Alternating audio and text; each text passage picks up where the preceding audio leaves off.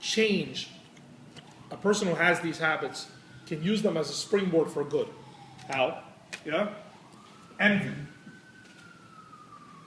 You could use your envy to be jealous of those who are spiritually superior to you and want to become like them, yeah? Instead of being envious of the person who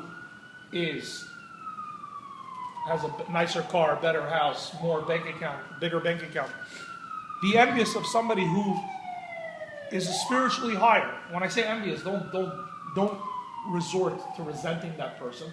Rather, recognize the good quality and say, I wish I could be like them. Meaning it's a channeling of priorities and one which can help a person be stronger. Now again, envy is envy. Be careful. If you're envy and you look at this person and say, I wish I could be like them and I'll never be like this person and I'm a lowlife, etc., that's not what we're talking about over here.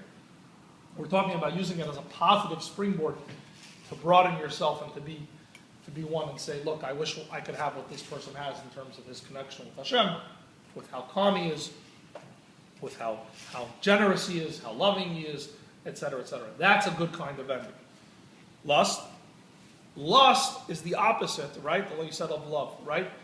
David HaMelech also, he refers in a way, in Tehillim, he says that my soul thirsts, my soul wants. He doesn't use the word ta'ava, lust, but he uses the word, very similar words, which has to do with a very close desire for Hashem. A person who is a lustful person, who has a lot of lust in their heart, and some people are more lustful than others. Some people are just born with that kind of nature. It doesn't make them bad.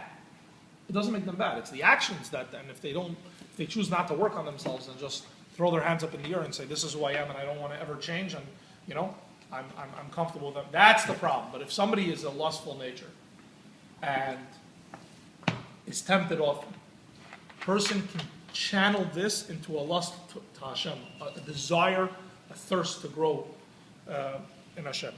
And honor, a person who seeks honor always, understands the need of honor and honors others. And we spoke about this in previous Mishnahs, about the idea of who is honored, who truly is honored, he who gives honor to others.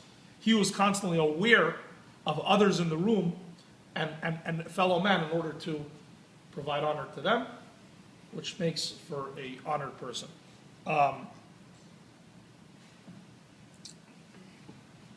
And the Torah is actually gives some examples of people who